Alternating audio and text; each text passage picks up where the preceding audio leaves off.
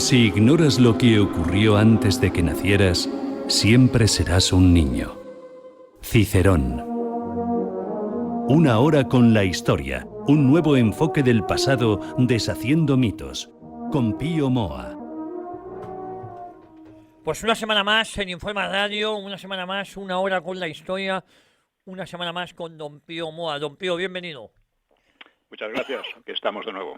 Bueno, me gustaría que antes, como siempre hacemos, antes de meternos en materia, pues hagamos alguna reflexión. Ay, perdón, que me ahogo. Alguna reflexión que haya venido en el blog Más España, Más Democracia, piomoa.es.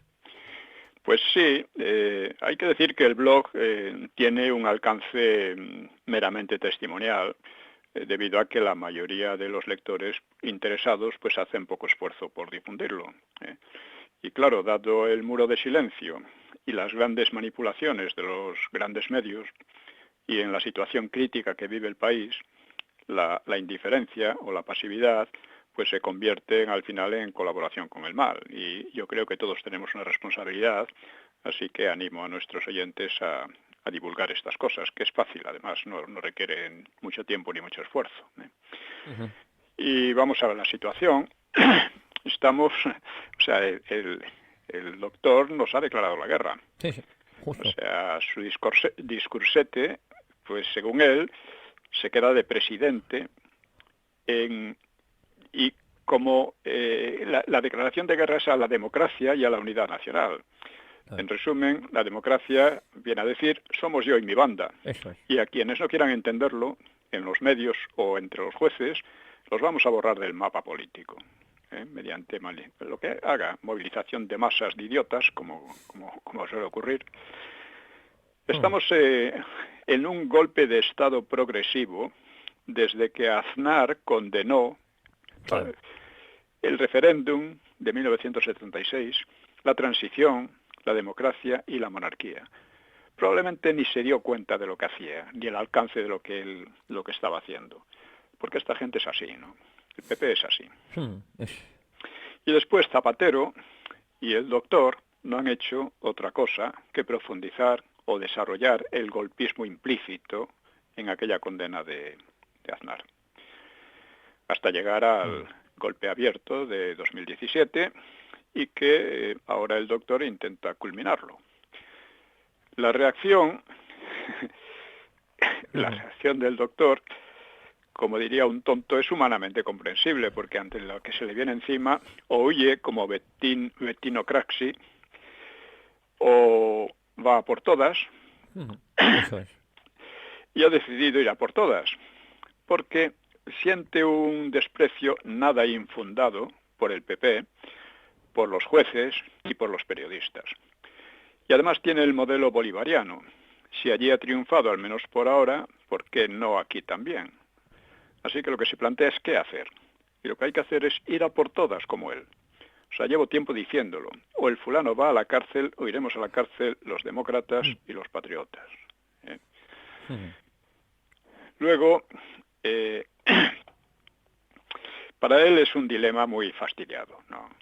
O sea, uno puede fácilmente imaginar la meditación del doctor en esos 5 días, pues habrá estado maniobrando y palpando a unos y a otros a ver qué sale, ¿no?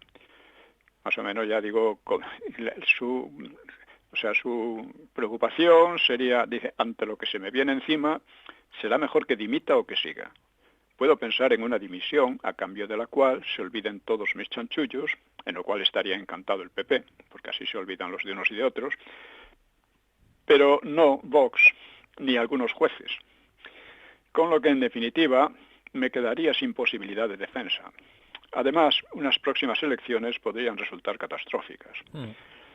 En cambio, si sigo en el poder siempre podré movilizar a algunas masas, podré manipular a jueces corruptibles, que son muchos, apoyarme en medios afines manipuladores, que son la mayoría, disimular haciendo política internacional, etcétera, ¿no? O sea, la lógica de seguir en el poder le empuja a una solución a la venezolana, buscando el control total de los jueces y de los medios de masas mediante leyes adecuadas, ¿no? Y eso, teniendo en cuenta la cobardía moral de la derecha y de la mayoría de los jueces, parece bastante difícil. A pesar de eso, Sí. es difícil que lo logre, ¿no? Hasta ahora todas sus fechorías le han salido bien, pero la situación está llegando a una crispación peligrosa en la que o se impone la mafia a la bolivariana que representa el doctor, o el doctor termina en la cárcel. Da la impresión de que quiere jugárselo, como digo, el todo por el todo. En suma, si dimito, malo, muy malo. Y si sigo, también muy malo, aunque con alguna esperanza. Ese es el dilema del doctor. Y este dilema recuerda otro en el que estamos, que es el de la OTAN y la Unión Europea en Ucrania.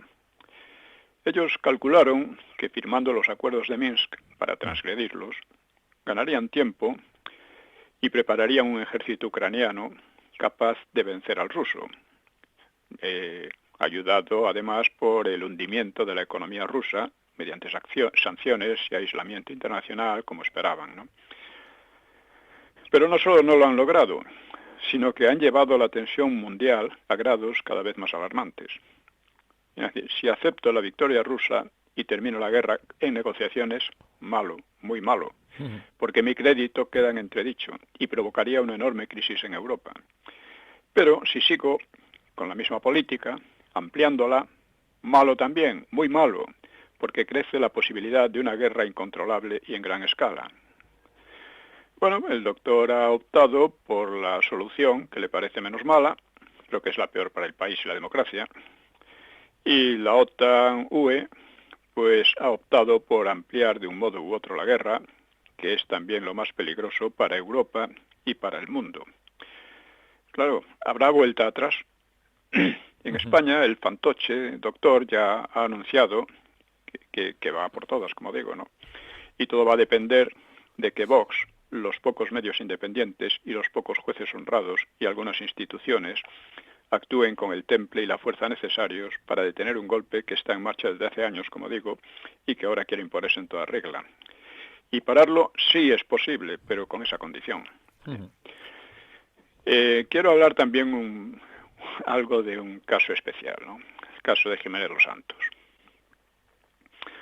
El único hecho político de relevancia en España, después de que Aznar se entregase incondicionalmente al discurso antifranquista de la izquierda y los separatismos, convirtiendo la democracia española en un inmundo basurero, como que es lo que hoy vemos, pues lo único importante es el surgimiento de Vox a partir de 2017.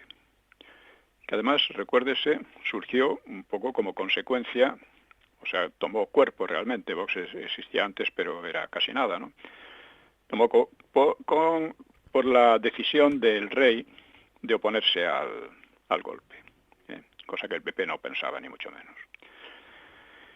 Y con todas las insuficiencias que quiera encontrársele, pues Vox es la única alternativa real y posible a unas derivas que nos llevan a la disgregación de España y a la tiranía a manos del PP y del PSOE. Por tanto, es lógico que todos los demás partidos y que sus poderosos medios de manipulación de masas vuelquen sus esfuerzos en hundir a Vox, la triple M, medios de manipulación de masas. No hay por qué extrañarse ni por qué dolerse, sino plantearse cómo combatir más eficazmente la marea de basura que inunda el país. Pues bien, dentro de la campaña contra Vox resalta la de Jiménez Los Santos, una campaña especialmente taimada, especialmente bellaca, especialmente indecente, y tanto más dañina porque viene de un personaje que antaño se había hecho un merecido prestigio como verdadera oposición al PSOE y de rechazo, de oposición a su auxiliar el PP. Esto era antes. Claro, muchos se preguntan a qué se debe un viraje tan chocante, ¿no?, que suele atribuirse a las subvenciones de Ayuso. Probablemente tiene algo que ver, aunque me inclino a creer que viene sobre todo de su grueso ego herido. Sospecho que aspiraba a convertirse en mentor de Vox para reorientar su política hacia el PP, socapa de Ayuso, y, en fin, solo hay que recordar aquella sucia encerrona a Rocío Monasterio, de la que fue él quien salió escaldado. Y desde entonces perdió todos los escrúpulos. es una cosa que me fastidia mucho y me duele porque yo también trabajé en Libertad Digital. Sí, sí, es verdad. Me echó de allí él y César Vidal, más bien César que él. Pero claro, teniendo en cuenta, procuré no tener en cuenta el aspecto personal y no le hice críticas, sino que mantuve la cosa, porque en aquellos tiempos Libertad Digital era, ya digo, casi la única oposición real al PSOE, ¿no? Y pues cierto que ha sido muy graciosa la riña entre César reciente, Sí, ¿no? Entre sí. César Vidal y Jiménez Los Santos. Los dos dicen que para ellos la amistad es una cosa fundamental. O sea, Jiménez Los Santos dice que bueno, que él, vamos, todo el mundo le hablaba mal de César Vidal, pero que él lo mantenía allí porque creía en la amistad y no sé qué. Y uno oye a César Vidal, dice que para él la amistad es fundamental, que no se explica lo que ha pasado. Luego, en fin, acusándose de que si en realidad César Vidal se fue porque debía 3 millones de euros a Hacienda, el otro diciendo que no, en fin, cosas de estas. Pero lo gracioso era que se enemistaron por pura amistad, vamos. Sí, sí, sí, sí. Bueno, otro punto revelador de Los Santos es su odio a Rusia, colaborando en la propaganda más obscena, ¿no? Más desvergonzadamente belicista de la propaganda que por lo que nos toca, podríamos decir, es la propaganda de Gibraltar. Incluso acusa a Putin del separatismo catalán, como si hubiera olvidado que el mayor cómplice de los golpistas ha sido y es el PP, en rivalidad con el PSOE. Y el único partido que realmente se opone a esa lacra es precisamente Vox. Eso lo sabe muy bien Jiménez Los Santos. Y precisamente por saberlo, le ataca. Eso creo. Bueno, pues esta es la situación. Hablando de la cuestión de Ucrania, resulta que Macron está diciendo, está alarmando, dice que Europa puede morir, puede desmoronarse rápidamente. Y bueno, para empezar confunde a la Unión Europea con Europa, porque Europa incluye a Suiza, Noruega, Inglaterra y propiamente a Rusia, ¿no? Entre otras cosas, ¿no? Y es además un ente cultural muy amplio, no simplemente la política de la Unión Europea. Y es verdad que la Unión Europea se ha colocado en un riesgo muy serio debido a su fracaso en su ataque a Rusia mediante el gobierno títere de Kiev. La Unión Europea se ha metido, por sus culpas, en un embrollo peligrosísimo del que no sabe cómo salir y que puede dar lugar a que el fin de la era europea en la Segunda Guerra Mundial, es el título de mi libro sobre la Segunda Guerra Mundial, la guerra y el fin de la era europea, que empezó precisamente con la hegemonía española en el siglo XVI. Eso es. Pues puede dar lugar a que el fin de la era europea se transforme en el fin de la Europa misma. Bueno, el fracaso, claro, afecta también a USA, pero parece últimamente que USA está desviando su atención a otros escenarios y dejando que el problema de Ucrania recaiga más sobre la Unión Europea. Y ante el fracaso, el dilema, pues es este: o negociaciones aceptando que la parte rusa de Ucrania quede integrada en Rusia, o ampliación de la guerra e involucración directa de la Unión Europea en ella. Macron está por lo segundo, está por la involucración directa, ¿no? Aceptar la victoria rusa sería un golpe moral y político tremendo para la Unión Europea. Y no aceptarla supone una ampliación de la guerra, que fácilmente se volvería incontrolable. Macron piensa, al mismo tiempo, piensa revalidar el papel de Francia como dirigente político europeo, que estaba muy... Hombre, a pesar de con Inglaterra y con Alemania, pues estaba ya en un segundo plano, pero bueno, habiéndose ido Inglaterra y Alemania estando en la crisis que está, pues mira. Pero por otra parte, le sirve también ese belicismo pues para disimular la crisis económica y social en que está sumida Francia. Y por otra parte, es curioso que plantea la intervención en Ucrania de una manera no muy viable, ¿no? las tropas de la Unión Europea, francesas y otras en principio, pues se mantendrían al oeste del Dnieper, lo cual dejaría el Donbass en Rusia, que como de hecho ya está en su mayor parte, ¿no? Solo que Putin nunca ha hablado de ocupar la Ucrania propiamente ucraniana. Lo que habla es de que las partes rusas, que han sido rechazadas y humilladas y perseguidas por el gobierno de Kiev, que se integren en Rusia, que es donde ellas quieren estar en general, ¿no? Por otra parte, es una situación embrollada, una situación que tiene muy mala salida, porque la vuelta de la parte rusa a Rusia, pues podía dejar al final a Ucrania como un estado impotente y sin salida al mar, porque Odessa es también una ciudad rusa, no es una ciudad propiamente ucraniana, es rusa. O sea, lo que la gente no se da cuenta es de que Ucrania es una nación que en gran parte es no rusa, incluso con estos gobiernos ha vuelto absolutamente antirrusa, pero otra parte de ella es rusa, siempre fue rusa. Bueno, pues digamos que la Comunidad Económica Europea, que fue la antecesora de la Unión Europea, pues al igual que la Unión Europea, pues fue un proyecto para convertir a la Europa occidental en una superpotencia que sería más pacífica que USA y que la Unión Soviética, y entre las dos, la Unión Europea, podría arbitrar. Luego quizás entre USA y China. Y cuando cayó la Unión Soviética, la Unión Europea se creyó el centro que iba a atraer a una nueva humanidad pacífica y económica, un poco al modo del fin de la historia de Fukuyama, ¿no? Que lo iba a traer en cooperación con USA.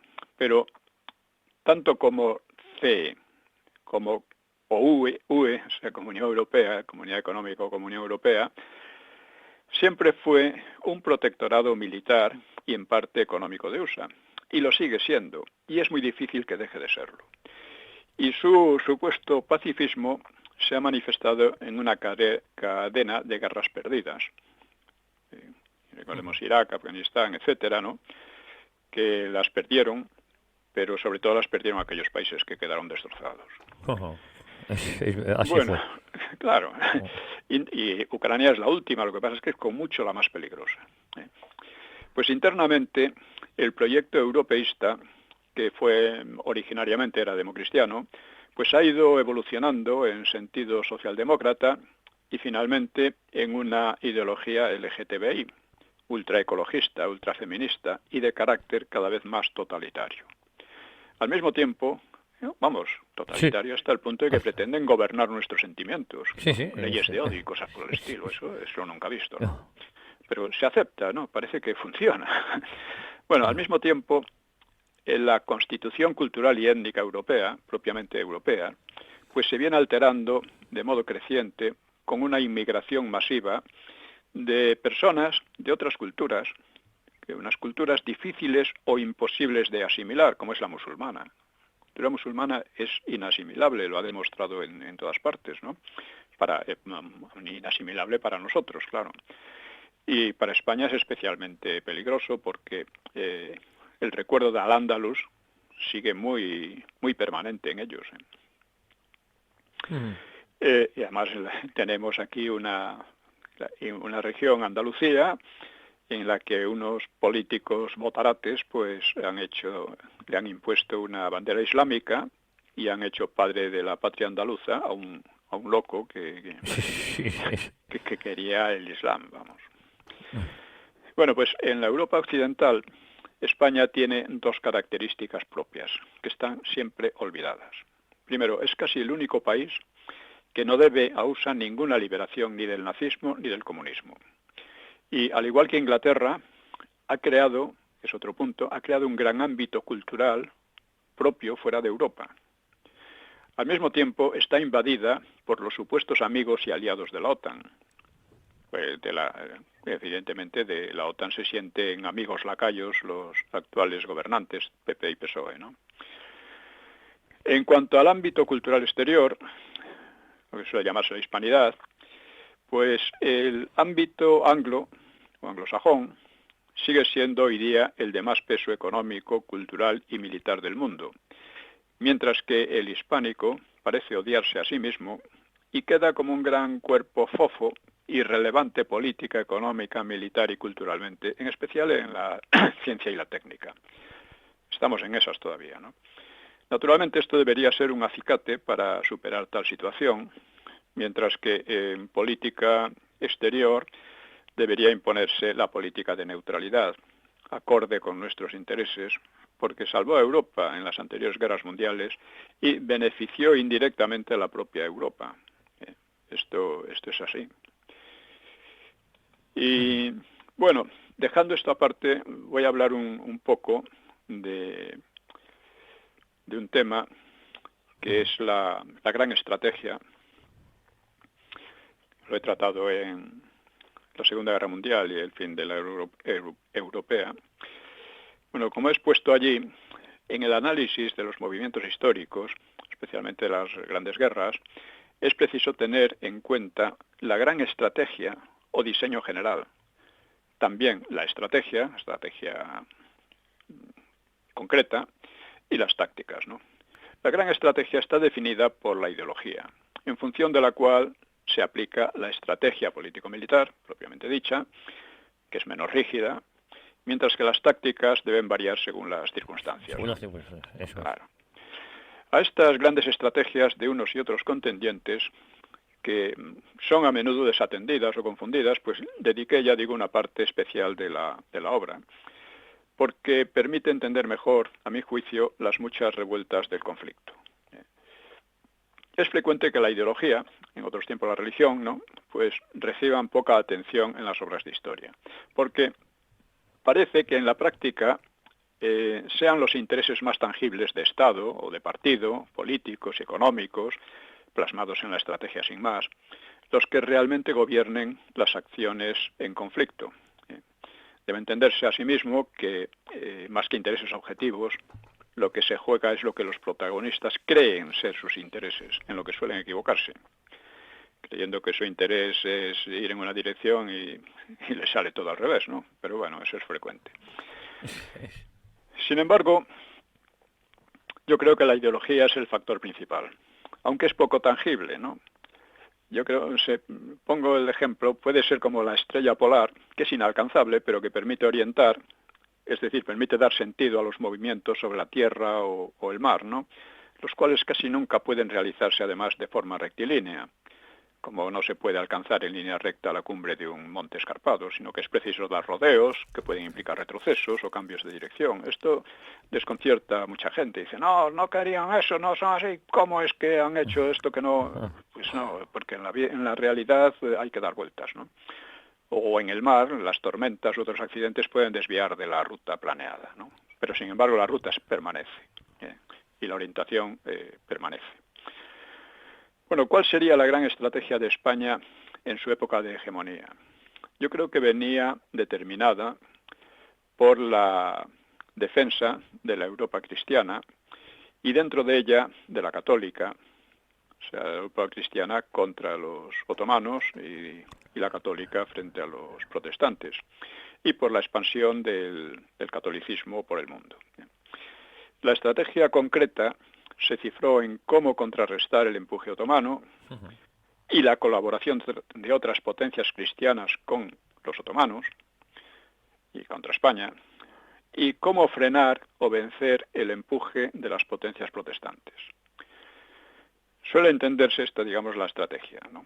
O sea, no ya la gran estrategia, que son las grandes intenciones, las grandes concepciones del mundo y de nuestra posición, ¿no? Suele entenderse que las otras potencias europeas eran más modernas por prescindir en mayor medida del impulso religioso y centrarse en los intereses de Estado. Pero estos intereses estaban igualmente presentes en la estrategia de España. España tenía sus intereses de Estado y a ellos respondían muchos de sus movimientos. Y la religión también estaba presente en sus enemigos, fueran los del Islam turco o de los países protestantes. Que esa orientación fuera olvidada muchas veces, ante las urgencias meramente estratégicas o tácticas, pues es un fenómeno común que, en fin, oscurece como un cielo nuboso a la, digamos, estrella polar, pero Eso es. que permanece, ¿no? La gran estrategia española se percibe bien en relación con Francia, que fue su mayor enemiga estratégica en Europa. Una vez en marcha la Revolución Protestante, el objetivo fundamental para Madrid era impedir que su poderoso vecino, Francia, cayera en el protestantismo, pues ello multiplicaría su hostilidad y su peligrosidad contra España y podría acabar con el catolicismo en el resto de Europa. No estuvo muy lejos el protestantismo de imponerse en Francia, ¿eh? Fue España la que, en definitiva, mantuvo a Francia como católica, ¿no? El objetivo se logró, aunque no por eso desapareció aquella hostilidad. Una hostilidad que llevó a la decadencia de España en el siglo XVIII, que luego profundizó decisivamente desde el XIX con la invasión napoleónica. Y a este respecto podíamos hablar de la gran estrategia de Francia. O sea, hablando de, como dije, de la gran estrategia de España en su siglo y medio de hegemonía, pues encontramos, por lo que se refiere a Europa, que su enemigo más enconado y más peligroso fue Francia. O sea, en la gran estrategia, o el gran designio de Francia, la defensa de la cristiandad, pues parece tener mucho menor peso que para España.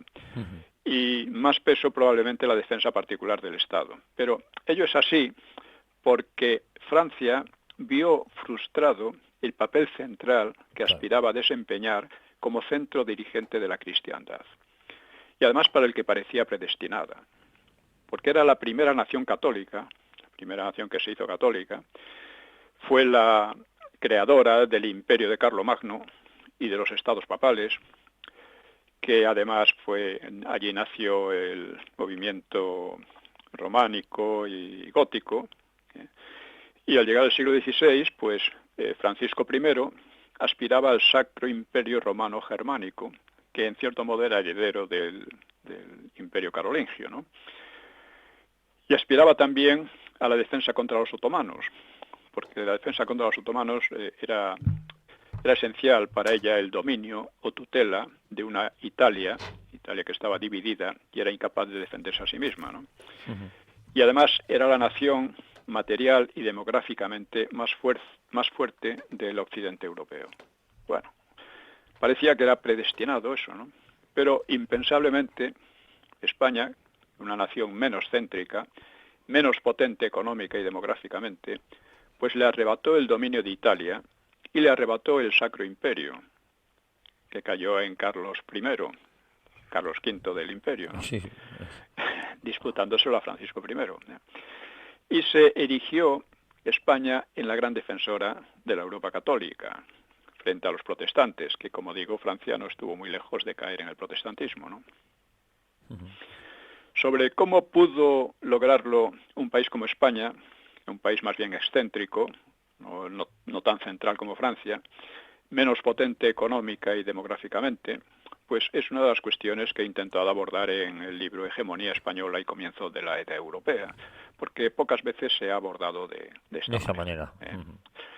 Y a partir de ahí, un objetivo de la gran estrategia de la monarquía francesa, pues consistió en abatir el doble obstáculo de España y del Sacro Imperio, porque en cierto modo se sentía rodeada por unos y por otros.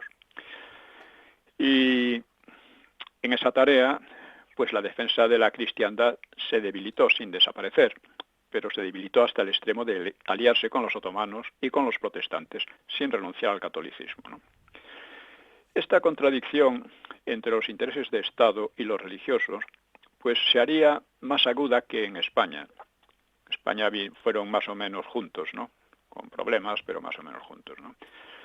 Y la religión iría siendo desplazada en Francia ya en el siglo XVIII hasta desembocar en la Revolución Francesa.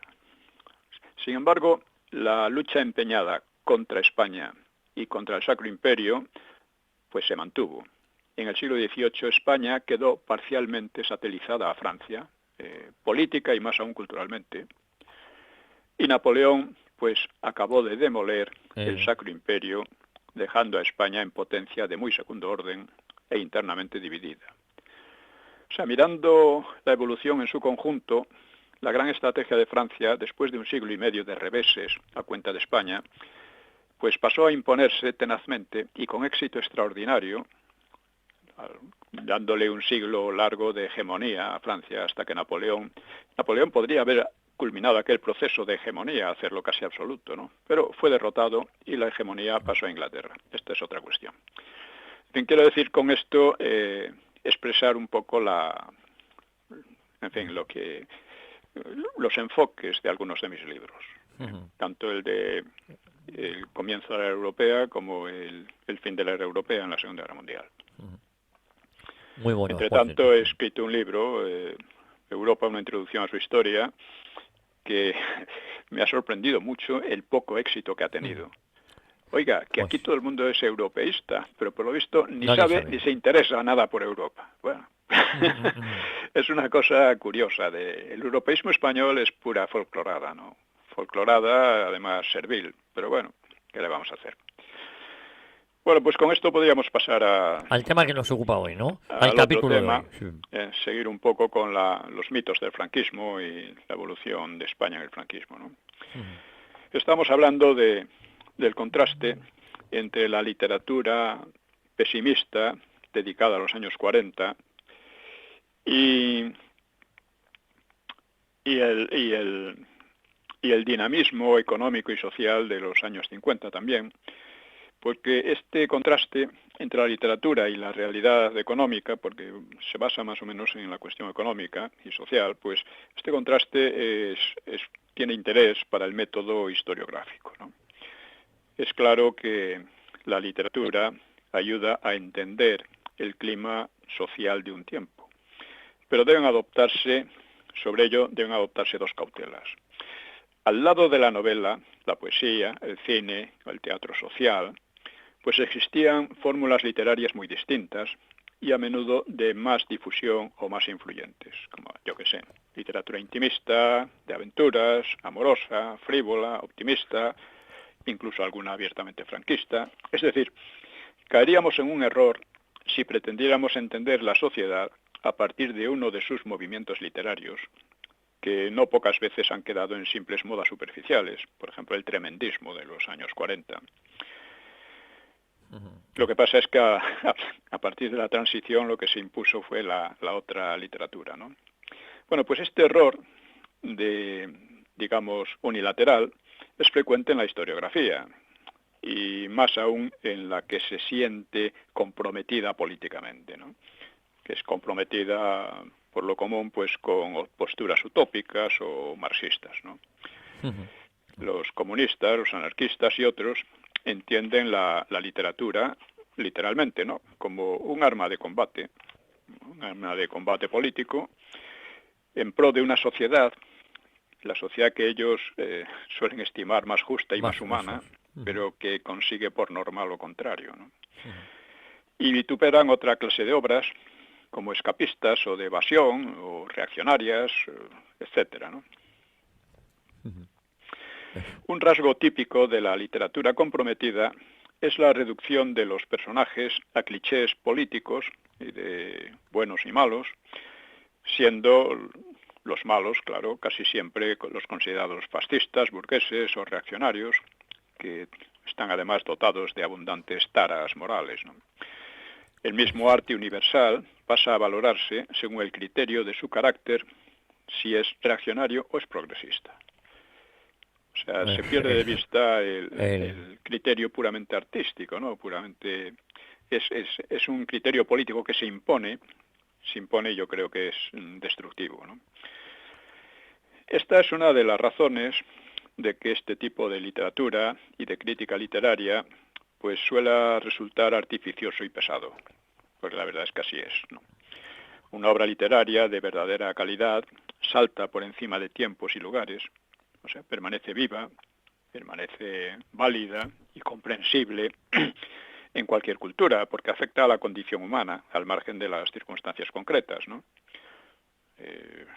Pero si el valor de las novelas o películas derivase de su capacidad de reflejar o describir un clima social determinado, de un país determinado, pues resultaría poco estimable o poco comprensible fuera de ellos, ¿no? O sea, por ejemplo, la Ilíada conserva plenamente su valor a través de los siglos, Claro. mientras que una herramienta de la época micénica solo vale como material de museo para especialistas.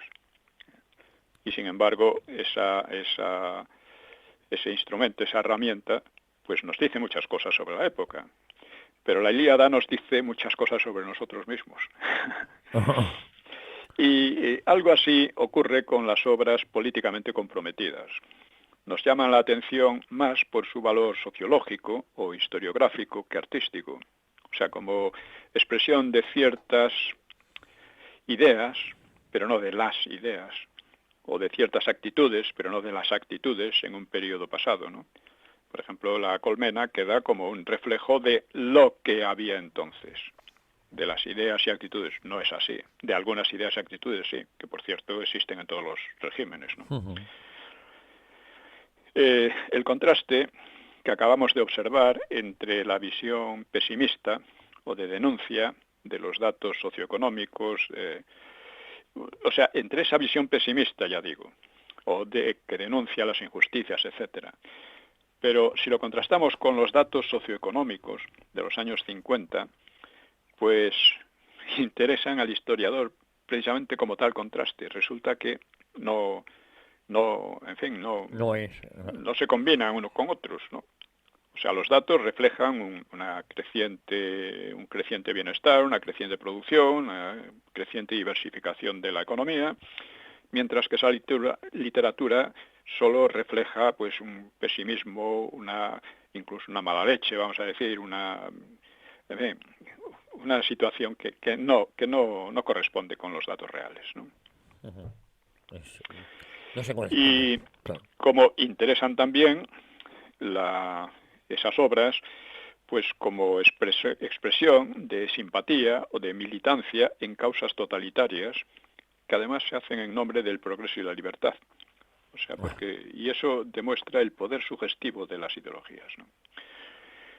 Y una segunda cautela que impide considerar la literatura como un buen indicador de la realidad social deriva de la propensión de los relatos pues a centrar su atención en sucesos y en personajes extremos o atípicos, más que en los casos normales o vulgares, ¿no?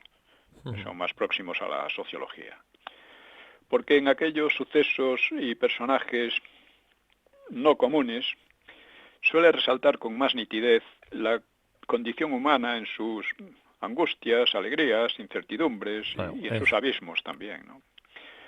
Obviamente en los años 50 pues existía insatisfacción y conductas brutales, abusivas, injustas, y esos son temas literarios tradicionales. Pero en rigor, en todo tiempo y lugar, son el descontento y la angustia una manifestación, no exclusiva de lo humano, pero una manifestación. Todo tiempo y lugar hay descontento, hay angustia, hay odio, hay lo contrario también, claro. La diferencia radica en que la literatura comprometida o social lo trata como un hecho remediable causado por unos culpables cuya eliminación traería la sociedad más deseable, o implicando otro tipo de sociedad, la sociedad comunista, que se pretendía más feliz, ¿no? O sea, no solo en la España de los 50, sino también en la Europa más rica y en USA, pues había profundas insatisfacciones que se abrirían paso, sobre todo entre los jóvenes, en los años 60, sobre todo con formas chocantes e inesperadas. Bueno, con esto terminamos estas sesiones en torno a la cuestión de la literatura y los datos económicos de los años 40 y 50, ¿no? Y vamos a entrar en otra cuestión, que es el papel de España en la Guerra Fría. Porque en el plano internacional, la que se ha llamado Era de Franco, eso se la llamaba Tamames, ¿no? Pues se desenvolvió en dos grandes etapas muy distintas. La marcada por la crisis de la democracia liberal, el auge de los fascismos y la guerra mundial, o sea, una etapa de 9-10 años, y la etapa de la Guerra Fría. Fueron 30 años hasta 1977 para España, o 31 hasta la Constitución del 78. Y esta incluye como un periodo especial el del aislamiento, 7 años. Estamos hablando del franquismo, por supuesto, de la etapa de la Guerra Fría solo concluyó en el 89, 90, 91 con el derrumbe de la Unión Soviética, ¿no? Eso, claro. Y hay que incluir también en ese periodo uno especial de aislamiento, de 7 años, ¿no? La ruptura de la Alianza Soviético-Democrática en 1947, pues abrió, como es sabido, la confrontación entre los dos grandes triunfadores de la contienda mundial, o sea, USA y la Unión Soviética, porque para Inglaterra la victoria fue un tanto pírrica. Pírrica es una victoria demasiado costosa, pues de ella había salido como potencia de segundo orden y en vísperas de perder su magno imperio y además endeudada hasta las cejas, ¿no? Aunque claro, USA se lo perdonó, esa deuda. La pugna, que nunca llegó al choque directo, pues duraría, como digo, 42, 44 años hasta la implosión del Imperio Soviético entre 1989 y 1991. Una implosión completamente inesperada para la casi totalidad de los analistas, ¿no? O sea, nadie se lo esperaba, nadie pensaba. Yo pensaba cómo van a ceder en Alemania Oriental, que se caiga el muro de Berlín. No, pues así ocurrió. El enfrentamiento frío, o sea, que se desarrolló en los terrenos político, económico y cultural, pues causó guerras calientes, o sea, golpes de Estado y revoluciones, ¿no? Y el franquismo participó a su modo en ese largo conflicto, aunque no llegó a ver su final. Los intereses políticos y económicos concretos en cada ocasión pues venían subrayados por concepciones mesiánicas, concepciones cuya raíz podía encontrarse en la Ilustración, la idea mesiánica de vamos a llegar a una sociedad perfecta, vamos a decir, ¿no? En que no habrá los problemas ni las injusticias ni las guerras que tanto nos muestra la historia, ¿no? La Unión Soviética se consideraba a sí misma la vanguardia de un movimiento universal, o sea, de una gigantesca experiencia histórica, que además basada en la ciencia, que emanciparía a la humanidad de toda opresión, de la superstición religiosa o de cualquier otro tipo de superstición, ¿no? Porque así se estaba construyendo el socialismo, socialismo real, en permanente batalla con poderes exteriores imperialistas y con resistencias interiores que trataban de restaurar el poder burgués. Esto es un poco la ideología, ¿no? El concepto, ¿no? El socialismo, que una vez se quedaría asentado bajo la dictadura proletaria, pues daría paso al comunismo, una sociedad pacífica y creativa, de plena igualdad y libertad para los seres humanos, algo nunca antes conocido en la historia. Y su victoria sobre los nazis pues demostraría la fortaleza y la justificación histórica de su proyecto, en función del cual pues valdría la pena arrostrar los mayores sacrificios y proclamar la guerra con unos u otros medios contra los reaccionarios. O sea, los reaccionarios serían necesariamente los explotadores y los opresores. Además, o sea, en el concepto marxista había dos elementos. Uno es la explotación. Se basa en la explotación. Todas las sociedades anteriores habrían sido explotadoras. Eso es.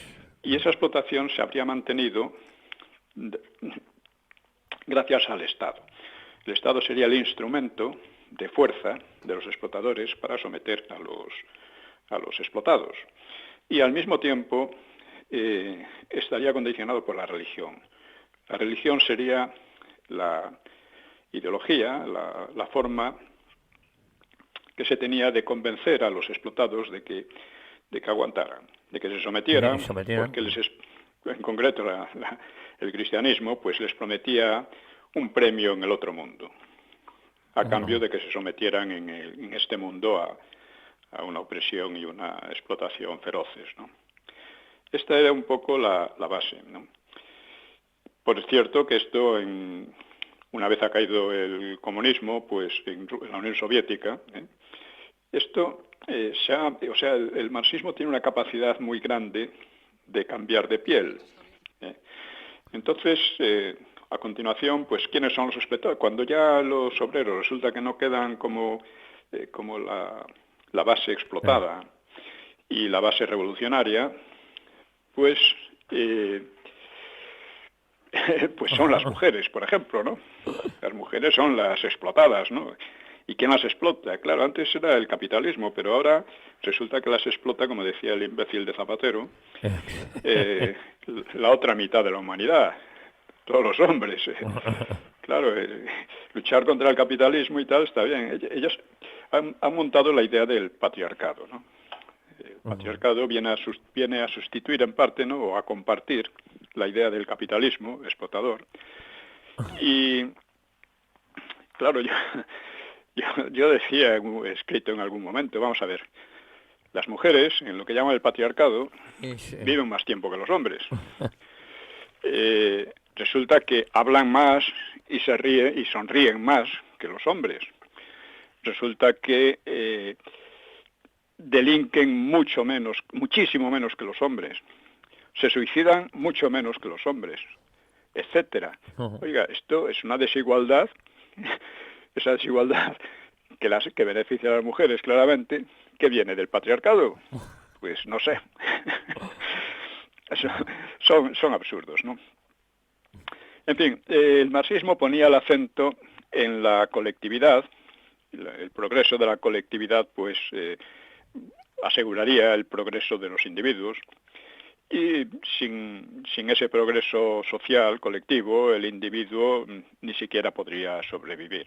Lo cual, dicho así, básicamente, pues tiene mucho de cierto, ¿no?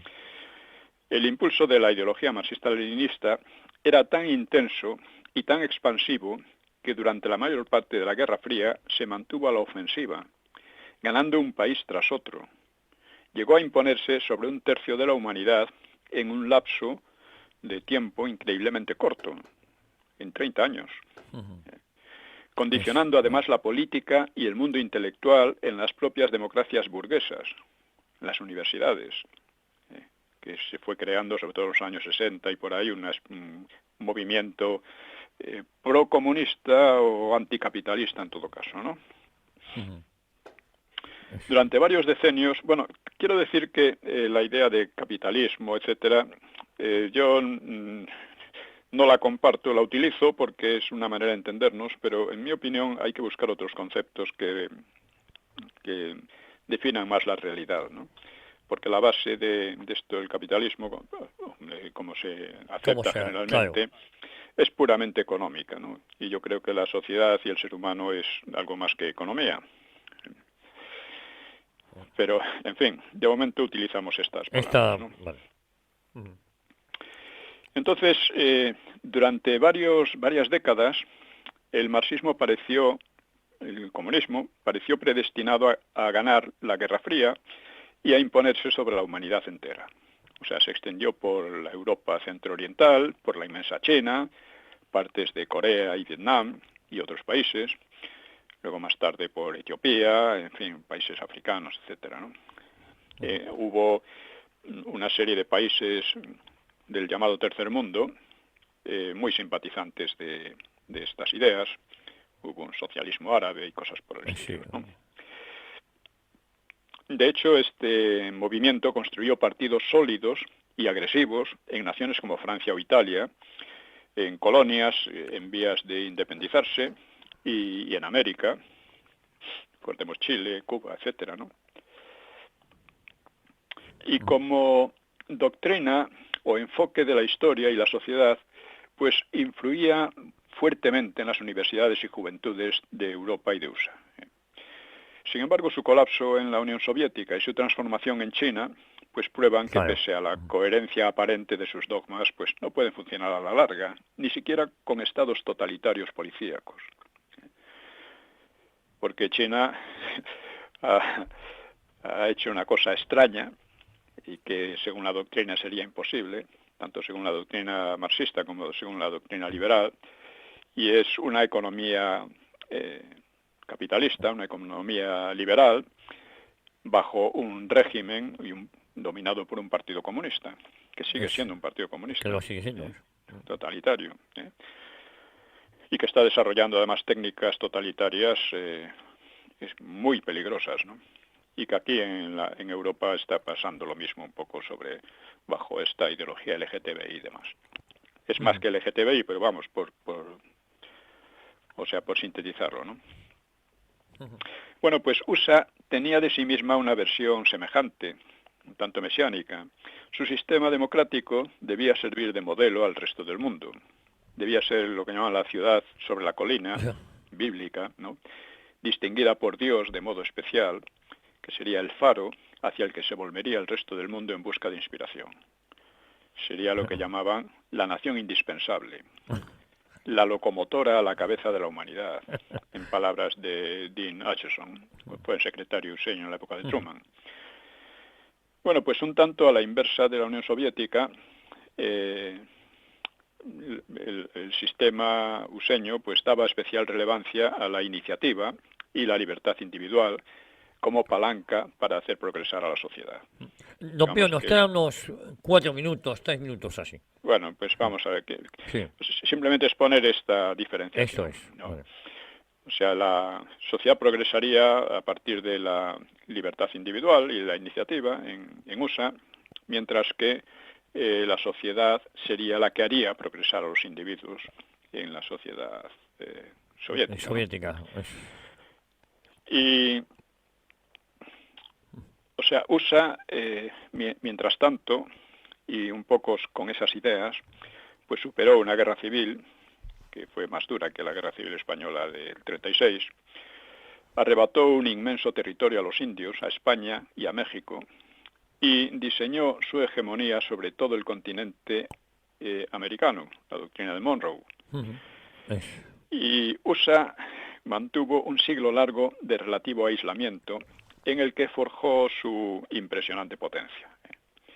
Luego, con la guerra contra España en 1898 y después en la Primera Guerra Mundial, pues aplicó un intervencionismo creciente de alcance planetario.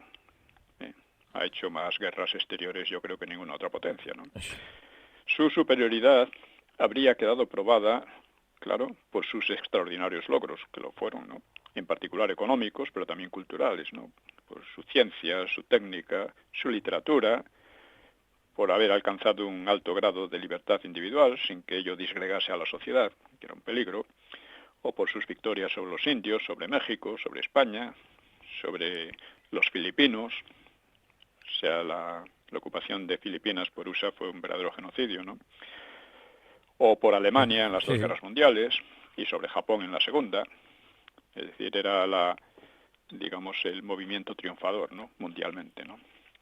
Bueno, entre las dos superpotencias, la España franquista, pues tenía que optar necesariamente por USA, porque para el franquismo la Unión Soviética era el enemigo máximo, el enemigo radical, incompatible, por su ateísmo y por su totalitarismo. Pero ello no suponía la plena aceptación de la ideología useña, y sí cierta repugnancia por lo que llamaban su materialismo y por su hostilidad a la cultura hispánica. O sea, según una crítica difusa pero muy presente, pues USA sentiría obsesión por el dinero y reduciría al dinero todos los valores, una especie de culto al becerro de oro, ¿no? Y al mismo tiempo actuaba de forma imperialista con respecto a Hispanoamérica y pretendía determinar los asuntos internos españoles. Y esta última idea la expresaría a su modo el liberal antifranquista Salvador de Madariaga en su libro Dios y los españoles. Es verdad. Dice, para nadie más que para España es el peligro yanqui tan mortal como el ruso. El soviético aspira a degollar nuestra libertad. El yanqui aspira a degollar nuestra cultura. Para el yanqui todo el continente le pertenece. Basta con leer el nombre que han dado a su país, o sea, Estados Unidos de América, y lo hispano es lo que hay que destruir como se pueda, porque es lo que se opone al designio, ¿no? Eso es. De hecho, y aún con excepciones, la política de USA hacia Hispanoamérica pues había consistido en socavar y desprestigiar la herencia católica y española, valiéndose del poder económico y de las clases dirigentes hispanoamericanas, muy masonizadas, muy afectas al modelo useño o al francés, de la Revolución Francesa. Y, bueno, no hay más que ver cómo ha cundido el nombre de Latinoamérica en vez de Hispanoamérica, ¿no? Eso. El nombre de Latinoamérica indica el odio a sus propias raíces. Que quieren ser olvidadas o así. Pero bueno, lo que ha habido sobre esto es tremendo, ¿no? Es tremendo. En Nueva Historia de España explico un poco cómo esto funcionó durante las guerras de independencia. En fin, yo creo que ahora, ¿cómo estamos ahora de tiempo? Pues 1 minuto, don Pío, para ir despidiendo ya. Bueno, pues entonces nos despedimos porque este es un tema muy interesante que trataremos más ampliamente, ¿no?, en la próxima sesión. Bueno, pues don Pío, lo dejamos aquí, si le parece, con la promesa de volver la próxima semana, Dios mediante, aquí a Informa Radio, 1 hora con la historia. De acuerdo, muchas gracias a todos y Un un abrazo muy abrazo. fuerte. Hasta Gracias. luego.